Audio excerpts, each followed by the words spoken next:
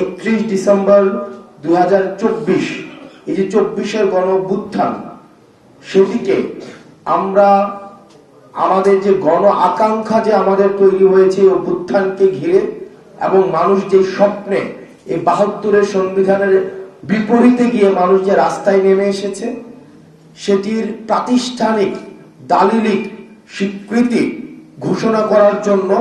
আমরা 31 ডিসেম্বর 2024 বেলা 3 ঘটিকায় ছাত্র জনতার উপস্থিতিতে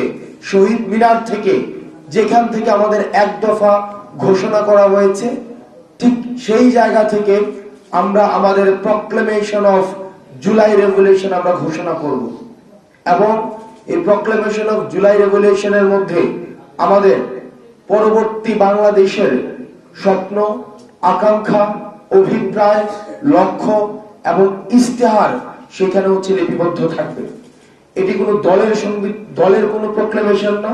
এটি নির্দিষ্ট কোনো শ্রেণীর প্রক্লেমেশন না, বরং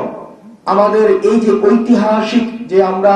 প্রতারিত একটি প্রজন্ম, ঐতিহাসিকভাবে আমাদের যে স্বপ্নগুলো ঐতিহাসিক বিভিন্ন স্তরে স্তরে আমাদের বঞ্চিত হয়েছে, আমরা প্রতারিত হয়েছি, এই প্রক্লেমেশনের মধ্য দিয়ে আমাদের এই বঞ্চিতের ধারাবাহিকতা যেন আর না থাকে এবং আমাদের গণমানুষের আশা আকাঙ্ক্ষার যেন প্রতিফলন ঘটে, সেটির একটি ইস্তিহার জনগণের সামনে, জাতির সামনে সেখানে ঘোষণা করা হবে। আমরা চাই এই মুজিববাদী সংবিধান কবরস্থ ঘোষণা করা হবে। সেই যেখান থেকে এক দফার ঘোষণা দেওয়া হয়েছে, ঠিক সেই জায়গা থেকে মুজিববাদী 72-এর সংবিধানের কবর রচিত হবে। ঠিক সেই জায়গা থেকে আওয়ামী লীগ বাংলাদেশের প্রেক্ষাপটে একটি অপ্রাসঙ্গিক একটি রাজনৈতিক দল, যারা গণমানুষকে মানুষ হিসেবে স্বীকৃতি না দিয়ে নির্যাতন, নিপীড়ন, গুম এবং খুন এবং হত্যার যারা রাজনীতি করেছে, যারা জনগণের বিপরীতে, আশা আকাঙ্ক্ষার বিপরীতে দাঁড়িয়েছে, আমরা প্রত্যাশা রাখছি